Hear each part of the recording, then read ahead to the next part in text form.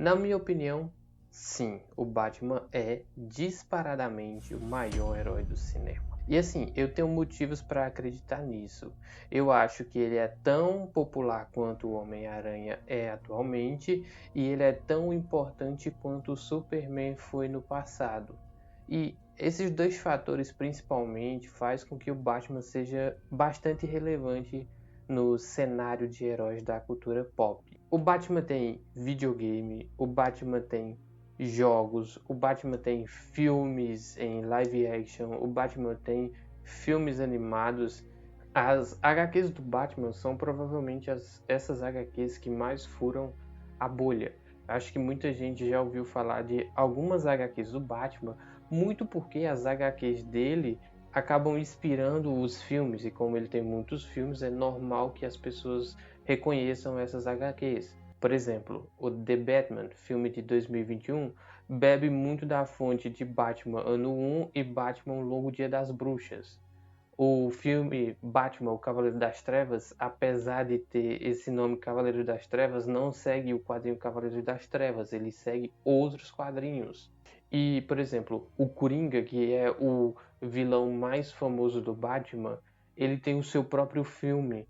O filme do Coringa, apesar de não ter o Batman, segue muito a história do Piada Mortal, que talvez seja essa HQ mais reconhecida. Mas de todas as HQs do Batman, todas as histórias, tem uma que é revolucionária. E eu estou falando de Batman, o Cavaleiro das Trevas. HQ feita por Frank Miller, famosíssima, que teve uma adaptação, mas que não é essa adaptação que você está imaginando. Mas sem mais enrolação, deixe o like aí nesse vídeo e vamos começar. Bem, para começar esse vídeo, a gente precisa tirar o elefante branco do armário. Por quê? Batman, o Cavaleiro das Trevas, quadrinho, ele não tem nada a ver com o filme Batman, o Cavaleiro das Trevas de 2008 do Christopher Nolan. Isso acontece porque houve ali uma tradução errada quando o HQ veio para o Brasil. No original, essa HQ que a gente conhece como Batman, o Cavaleiro das Trevas, é na real o Batman The Dark Knight Returns. Então, quando veio o filme do Nolan, muita gente pensou que o filme do Nolan, O Cavaleiro das Trevas, seria uma adaptação, ou pelo menos em partes adaptada, do quadrinho do Frank Miller, O Cavaleiro das Trevas.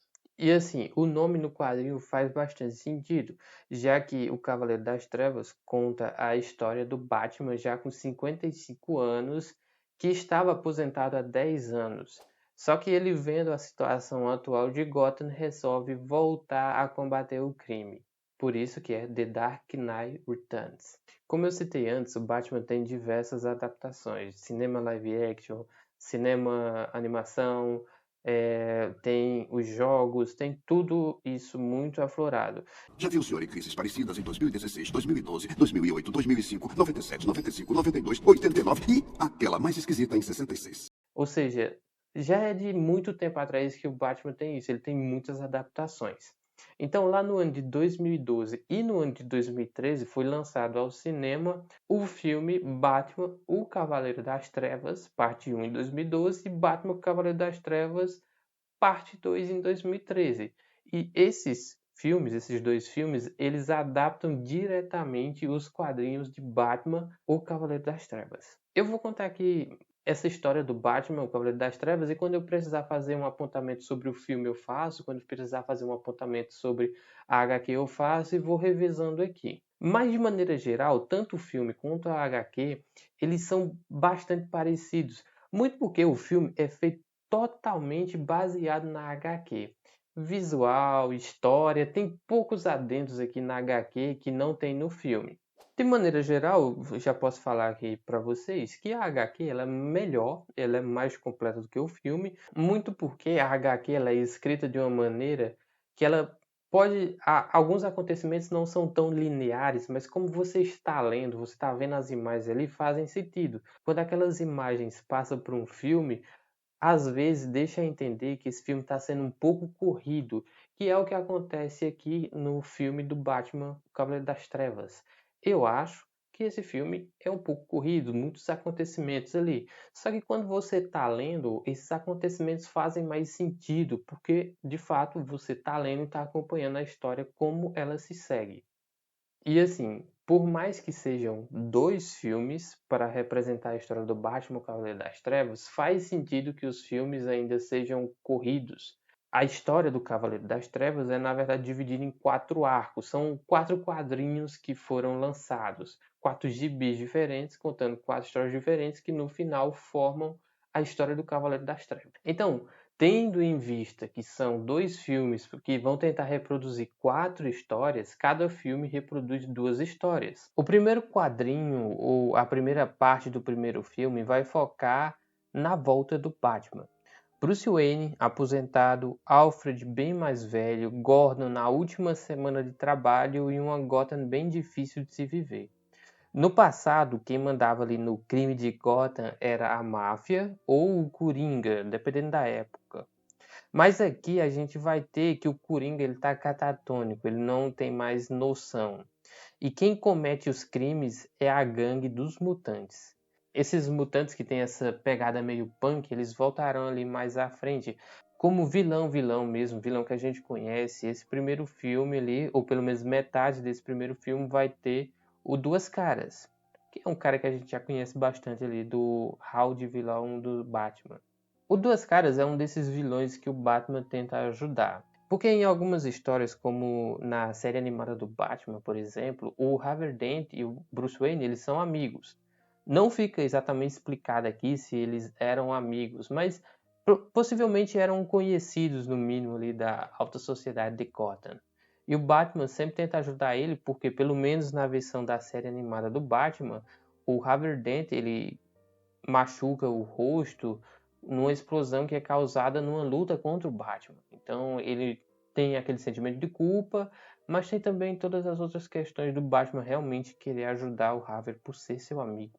Então o Harvey vai aparecer aqui como o vilão, ou melhor, o ex-vilão que o bilionário Bruce Wayne vai tentar ajudar. Nos quadrinhos eles aprofundam mais essa história, já que, por exemplo, nos quadrinhos mostra que até então o comissário Gordon ele não confia muito no procedimento que é feito ali no Harvey, ele não acredita tanto na mudança, mas no filme eles nem tocam nisso, só mostram que o Harvey ficou curado e agora vai ser liberto, não vai ficar mais no asilo Arkham.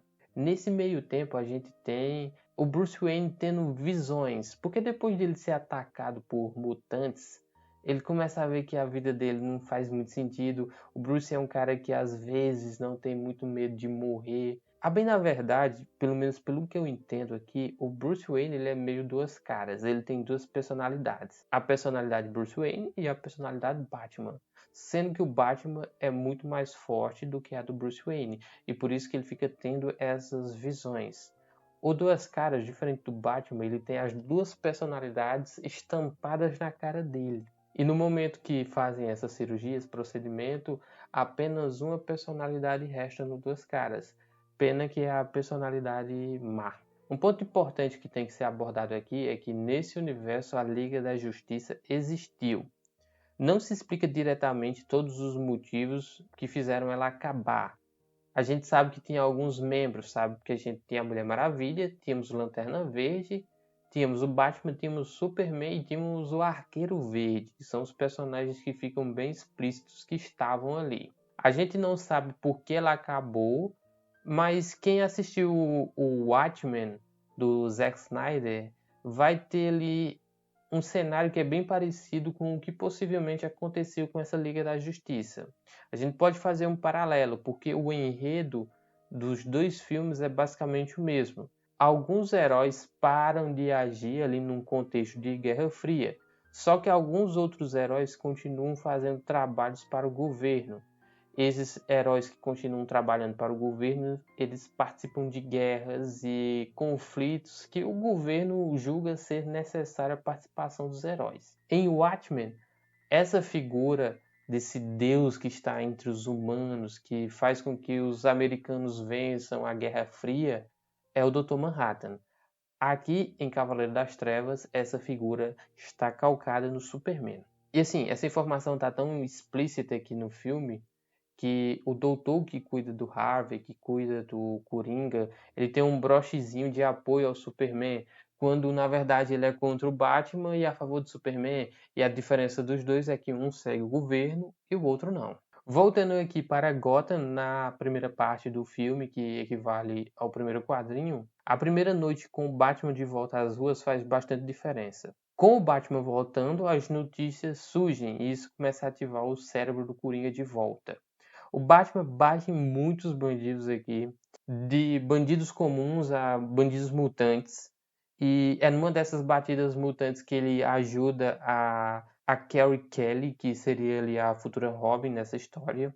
Uma das características desse Batman é que, possivelmente por ele estar mais velho, ele está muito sem paciência e ele também não é tão preciso quanto antes. Uma das principais características do Batman, jogos, filmes, desenho, é que o Batman ele é muito silencioso, ele sai sem fazer barulho, ele chega sem fazer barulho. Aqui isso não acontece, porque o Batman tá velho, ficou muito tempo sem agir e aqui ele tá fazendo barulho. Então, quando ele vai enfrentar bandidos comuns, ele tem certa dificuldade para vencer eles, mas ainda vence porque, de fato, ele ainda é o Batman. E eu falei para vocês que o Cavaleiro das Trevas, esse Batman do Cavaleiro das Trevas, ele foi adaptado. E ele não foi adaptado pelo Nolan. E eu também não estava falando da adaptação literal dos filmes de 2012 e 2013. Eu estava falando do Batman do Zack Snyder. Porque claramente o Batman do Zack Snyder é uma referência direta ao Batman do Cavaleiro das Trevas do Frank Miller. Tanto pelo uniforme, o uniforme que o Batman usa no segundo filme, quanto pelas atitudes. Esse Batman aqui, ele bate muito em todo mundo. Só que um detalhe, diferentemente do Batman do Zack Snyder, esse Batman aqui, ele não mata. Ele machuca mais do que o Batman normalmente machuca. Mas ainda assim ele não mata, e isso aqui vai ser mais explorado ainda mais à frente quando ele vai enfrentar os mutantes. Esse primeiro arco da saga termina com o Batman parando o Duas Caras depois do Duas Caras tentar fazer um assalto a um prédio gigantesco, a Torres Gêmeas que tinham em Gotham. Como eu já citei anteriormente, a cirurgia que o Harvey fez deixou uma das duas personalidades no controle, só que a personalidade que ficou no controle era a personalidade má. E assim, esse primeiro arco ele é talvez um pouco mais fraco, mas ele serve apenas para estabelecer a gente que está lendo ou quem está assistindo o filme de como era aquele universo. É um universo em que o Batman não tem mais os vilões, porque os vilões ali também já envelheceram. Possivelmente muitos desses vilões morreram e que o crime em Gotham tá outra coisa. Um ponto que já nesse primeiro quadrinho estabelece é que normalmente quem viu ali a série animada do Batman ou quem lia quadrinhos na época que o Cavaleiro das Trevas foi lançado tinha o costume da polícia de Gotham estar do lado do Batman. Salve pequenas histórias, raras exceções, quase sempre o James Gordon ele tá do lado do Batman. Tanto é que fica icônico o holofote no telhado da polícia que acende, aparece o símbolo do Batman nas nuvens e quando aquele símbolo aparece todo mundo teme. Mas como agora o Gordon vai estar saindo da polícia de Gotham e existia uma lei que fez com que esses vigilantes parassem de agir, a nova comissária que entra no lugar do Gordon dá ordens diretas para que prenda o Batman. Então, quando o Batman está tentando parar o Harvey, que, assim, o Duas Caras é um vilão meio chatinho, né? Mas ele só dá mais trabalho por causa da polícia de Gotham, que agora também está atrás do Batman. Então o Batman precisa vencer a polícia de Gotham e o Duas Caras. Que é basicamente o que acontece. Quando o Batman derrota o Duas Caras, termina o primeiro quadrinho e aí se inicia o segundo quadrinho. No filme, a história continua direto e o próximo passo do Batman agora é parar as gangues mutantes. Só que junto com o ressurgimento do Batman veio também o Duas Caras, o que fez com que a opinião pública ficasse ali dividida. Por exemplo, o doutor que cuidava do Duas Caras, eles acusam o Batman de ser o causador dos vilões do Batman, como se a aparição do Batman fosse ali modificar o ambiente de Gotham, porque as pessoas sentem um desafio para enfrentar o Batman, coisas assim. Só que tem muita gente que é a favor do Batman, porque Gotham tem muitos crimes. E esses crimes eles podem ser resolvidos quando o Batman aparece. Quando os mutantes veem que o próximo alvo do Batman são eles, o líder mutante resolve declarar guerra ao Batman. E o Batman não arrega para eles. Os mutantes começam a fazer coisas que são tanto quanto duvidosas, como sequestrar crianças, matar pessoas inocentes. E o Batman, mesmo sem matar os mutantes, estraçalha muitos deles quando os vê. E aqui é uma discussão interessante a respeito até da psique do Batman. Porque à medida que os mutantes vão escalando o nível de violência deles, o Batman também escala o seu nível de violência. Ele pega bastantes mutantes, ele salva pessoas. Então, muitas pessoas de Gotham veem ele como anarquista, que é uma visão que muita gente tem sobre o Batman, porque ele é um cara rico que bate em pessoas pobres, mas muito veem ele como um maluco que está batendo em outros malucos, então deixa maluco bater em maluco. Os embates do Batman contra os mutantes culminam no primeiro grande embate do Batman com o seu super Batmóvel contra vários mutantes num lixão. E como eu falei, apesar desse Batman ter inspirado o Batman do Zack Snyder, esse Batman aqui é diferente porque ele não mata. Porque quando ele vai lutar contra os mutantes, ele usa balas de borracha. Então ele apenas derruba os mutantes, diferentemente do Batman do Ben Affleck, que vai enfrentar capangas do Lex Luthor e acaba matando todo mundo sem nem pestanejar. Só que os mutantes ali, eles tinham um líder, e esse líder faz um desafio pessoal pro Batman, que é um desafio que consiste no seguinte: uma luta corpo a corpo.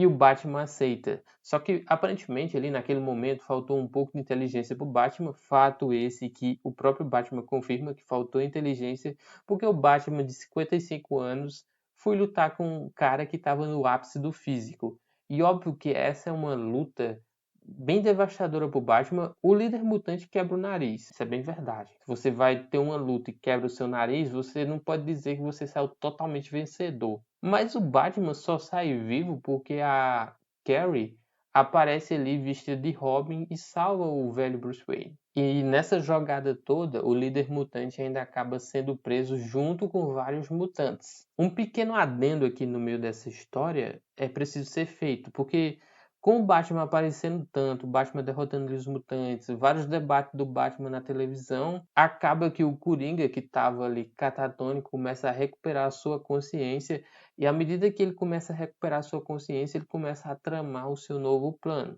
E o plano do Coringa é assim, ele não deixa tão claro, mas a partir do momento que ele volta e ele vê aqueles programas de entrevista que estão acontecendo ali, vale salientar também que esses programas eles faziam bastante sucesso nos anos 80, esses talk shows. Então o Coringa diz: eu quero ir num talk show contar a minha versão. Se todo mundo tem sua versão sobre as coisas, eu quero que as pessoas saibam a minha versão. Voltando aqui para a Batcaverna, tanto no filme quanto no quadrinho, eu tive a clara impressão que o Bruce, quando ele volta da luta contra o líder mutante todo quebrado, ele vai para um poço de Lázaro. Mas não fica tão claro, só fica claro que ele tira suas roupas, vai até um determinado lugar e volta quando volta tá mais ou menos bem. E depois que o Batman se recupera, mostrando que ele é o rei do preparo, ele tem um plano para derrotar o líder mutante. O Batman entende que essa gangue é como se fossem animais. E se você quer liderar um grupo de animais, você tem que derrotar o líder dele na frente dos outros. Porque aí todos os outros animais vão demonstrar respeito por você. Irão te seguir. Então o Batman, com a ajuda do Gordon, que está nos seus últimos dias de trabalho, tramam para levar o líder mutante até uma região com bastante lama. E tramam também, nesse caso agora o Batman com a Robin, para levar os mutantes até essa região para verem essa luta, para eles comprovarem que o líder dele não é tão forte e o Batman virá o líder dele depois dessa luta, que é basicamente o que acontece. Como todo mundo sabe, o Batman com preparo é muito difícil de ser parado, e essa luta contra o líder mutante na lama, ela é conhecida, bastante conhecida principalmente por uma frase. Você não tá entendendo. Isso não é uma poça de lama. É uma mesa de operação. E eu sou o cirurgião. E aqui o Batman não só derrota o líder mutante, como mostra para ele que o Batman ainda é um dos maiores artistas marciais do mundo, porque ele demonstra muito conhecimento e controle de técnicas de luta. E quando o líder mutante é derrotado, termina aí o primeiro filme e o segundo quadrinho. O início do segundo filme, ele equivale ao terceiro quadrinho, que se chama A Caçada ao Morcego. O filme começa com o Batman se disfarçando de velho e batendo nos bandidos atrás das respostas sobre o Coringa. Porque o que acontece? O Coringa conseguiu convencer o médico dele a levá-lo num talk show e contar a sua história. Só que o Batman, já sabendo de tudo, até porque a notícia de levar o Coringa no talk show virou trend, né? Virou trend. Só que o Batman já sabia, porque, obviamente, se você. Imagina que você pega o maior maníaco do mundo e anuncia que você vai levar ele num programa ao vivo. Claro que isso aí vai virar notícia, porque tem que divulgar o programa. Então o Batman sabia que o Coringa ia no programa e, por consequência, sabia que ele ia aprontar. Só que aqui nesse início de filme a gente ainda tem requisitos do que aconteceu no final do segundo quadrinho, que é o fato de agora os mutantes estarem se chamando de filhos do Batman. Só que eles não seguiram totalmente o exemplo do Batman, porque eles se chamam filhos do Batman e continuam cometendo crime. O Batman então começa a chamar muita atenção, principalmente aí pelos filhos do Batman, ao ponto do governo norte-americano mandar o Superman ir falar com ele. Lembra que eu falei que o Superman é essa figura que trabalha agora para o governo. Só que o Batman deixa bem claro que não vai parar o que ele está fazendo e que em algum momento vai haver um confronto ali entre Batman e Superman. E esse confronto só não aconteceu antes, porque assim, veja, vai acontecer duas coisas concomitantes aqui nesse filme que seriam motivos suficientes para fazer com que o Superman agisse ali em Gotham e parasse tanto o Batman quanto o Coringa. Só que o Superman, ele é de fato um pau-mandado ali do governo. E quando os russos, ou no caso os soviéticos, tentam invadir a ilha de Corto Maltese, o Superman vai para o confronto. Então dá tempo de acontecer muitas coisas ali em Gotham. E essas coisas consistem no Coringa e no programa de TV e matar todo mundo, tal qual aconteceu no filme Coringa. O Coringa realmente faz isso, ele vai lá num talk show e mata o apresentador do talk show. Aqui o Coringa é um pouco mais sádico, porque ele mata mais gente aqui. Depois o Coringa vai atrás da Selina Kyle. Não mata ela, mas deixa ela bem estragadinha. E depois o Coringa acaba indo para um parque de diversões. E é nesse parque de diversões que acontece a batalha final entre Batman e Coringa. Finalmente eles vão se resolver. E como eu já falei antes, esse Batman aqui ele tá muito sem paciência. Porque ele chega para enfrentar o Coringa aqui nesse parque de diversão e ele já chega jogando 3 bumerangues no Coringa. Um no ombro, um no olho e outro no outro ombro. E aí o Coringa já fica meio... Cara, você tá maluco? E aqui vale um detalhe importante. Eu não sei se você é adepto de assistir as coisas dubladas ou legendadas, mas a dublagem aqui é a dublagem clássica. É a voz clássica do Coringa, a voz clássica do Batman. Maravilhoso. Mas será que você enlouqueceu? Cansei de brincar, Coringa. E esse confronto bastante brutal, o Coringa mata bastante gente que tá no túnel do amor, que aqui pra mim não faz sentido porque as pessoas estão vendo o alvoroço. Por que elas continuaram ali no túnel? Não faz sentido, mas elas continuaram e acabaram morrendo. E nesse confronto aqui, o Batman pega no pescoço do Coringa e torce ele. Só que eu não sou especialista em torcer pescoços, mas o Batman torceu o pescoço e ele não morreu, porque ele continuou falando, né? Porque geralmente o que a gente vê nos filmes? A pessoa torce o pescoço do outro, morte. Tal qual o Superman faz com o Zod lá em Man of Steel. Só que aqui o Coringa tem o pescoço torcido e continua falando, continua conversando com o Batman. Claro que antes do Coringa ter o pescoço torcido também, ele esfaqueou o Batman muitas vezes. E os dois ficam ali meio morre, mas não morre. Os dois, se deixasse, a verdade é, se deixasse, os dois morreriam ali. E o Coringa vai falando ali com o Batman, deixa entender que o próprio Coringa dá-se o golpe final virando o pescoço para o outro lado e morrendo. O Batman, que estava quase apagando devido aos golpes do Coringa, só não morre por causa da ajuda da Robin. Mas isso já é o início da última parte dos quadrinhos e da segunda parte do filme. A última parte dessa história começa com os policiais indo atrás do Batman e do Coringa lá no Túnel do Amor. Com a grande ajuda da Robin, o Batman consegue escapar, mesmo estando todo esfaqueado, todo sequelado. E quando ele está na mansão Wayne, acontece um grande apagão ali em todos os Estados Unidos. E esse apagão ele é causado por causa dos russos, né, os soviéticos. Porque depois do confronto do Superman contra eles em Corto Maltese, os soviéticos resolvem jogar uma bomba nuclear nos Estados Unidos. O Superman consegue parar essa bomba nuclear, só que não muito. Essa bomba acaba indo para o céu, o Superman fica muito debilitado ali e cria-se uma nuvem de detritos ali no céu dos Estados Unidos, a ponto dos Estados Unidos ficar sem energia, porque a bomba causa um pulso eletromagnético, mas também sem a luz solar, o que prejudica ali também a recuperação do Superman, que ele vai mostrar depois que ele demorou ali uma semaninha para voltar a ficar pelo menos 50%. Mas o grande problema agora vai estar lá em Gotham, porque o Batman mesmo todo ferido, ele sabe que Gotham é um local muito perigoso, principalmente com os filhos do Batman fazendo o que estavam fazendo, né? Pegando pessoas, matando pessoas ainda e usando o nome do Batman em vão, né? Também tem essa questão.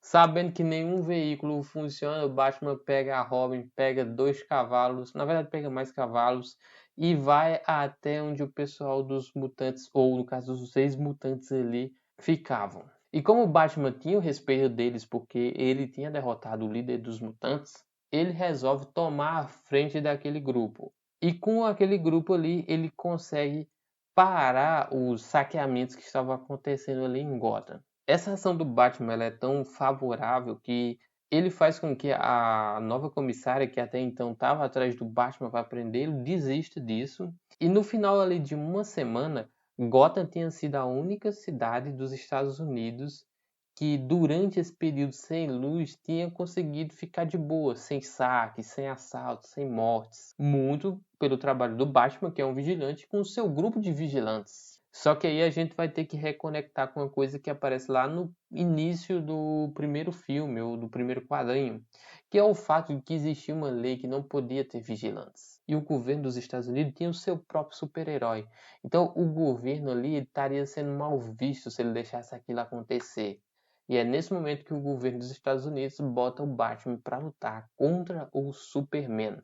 Na verdade, bota o Superman para ir atrás do Batman. E olha para os detalhes dessa informação.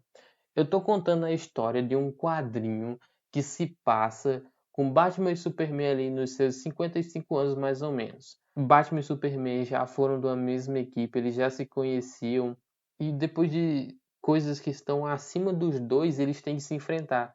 Diferentemente do que acontece ali no Batman vs Superman, que a gente tem um Batman que é um psicopata e a gente tem um Superman que não sorri, e os dois não têm bondade no coração e resolvem se enfrentar, e só param de se bater quando descobrem que as duas mães têm o mesmo nome.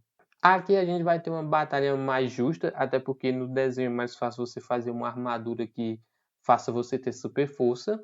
E cabe também salientar que o Superman não estava recebendo luz do sol depois da explosão de uma bomba nuclear, então ele não estava com sua força máxima. Mas a luta entre os dois até que é equilibrada. Na verdade não é equilibrada, porque em nenhum momento deixa entender que o Superman vai perder. Exceto no fato de quando o Arqueiro Verde, que teve o seu braço decapitado ali pelo Superman, joga uma flecha de Kryptonita no Superman. Aí quando o Superman fica mais fraco, o Batman aproveita e bate nele e fala a icônica frase que aparece aqui sobre esse filme, que todo mundo já viu essa frase aqui em algum lugar, o Batman falando isso. Nos seus momentos mais íntimos, quero que se lembre do homem que derrotou você. Só que é um tipo de coisa que não funciona muito, porque logo depois o Batman tem um ataque do coração e morre. Morre, entre aspas. Depois disso é mostrado ali que o Batman, na verdade, ele orquestrou a sua morte. Agora, as pessoas podem achar normal, mas o Alfred morreu aqui, né? Porque o Batman ele explode a mansão Wayne, pede pro Alfred explodir a mansão Wayne, e depois que o Alfred explode a mansão Wayne, ele acaba morrendo. Eu não sei se o Alfred sabia que o Bruce não ia morrer, que ele ia forjar a sua morte, porque depois a gente vai ver lá que o Bruce, na verdade, ficou vivo para liderar os filhos do Batman, que eram os mutantes, juntos com o Oliver e a Robin. Num cômputo geral, eu devo dizer que Batman, o Cavaleiro das Trevas, é sensacional nos quadrinhos. Assim, como história em quadrinho, ela é perfeita. Ela exprime tudo o que é o Batman. Agora, se você pegar ali no filme, vai ter uma coisinha ou outra que não sei, não pega bem. Vai ter essa questão de ser um pouco corrido, porque de fato você transpor toda essa história ali em 2 horas e meia no máximo, e fica difícil de tentar mostrar tudo. Vai faltar uma coisinha ou outra ali. Agora, eu também não posso dizer que é ruim. Eu diria que o Batman, o Cavaleiro das Trevas, parte 1, parte 2, é um filme nota 7, uma animação nota 7. Ele não está entre as grandes animações de todos os tempos, mas também não é a pior coisa já feita. Muito longe disso. Ele é muito, muito bom. Agora, o quadrinho, o Cavaleiro das Trevas, ele é masterpiece. É uma coisa que eu recomendo fortemente que quem tá vendo isso aqui, leia. É maravilhoso. Mas deixe aí nos comentários o que você acha de Batman. O que você acha de Batman, o Cavaleiro das Trevas. O que você acha do Batman do Zack Snyder. Comenta aí qualquer coisa. O que você achou desse vídeo. Aproveita para deixar o seu like, se inscrever no canal. E até a próxima.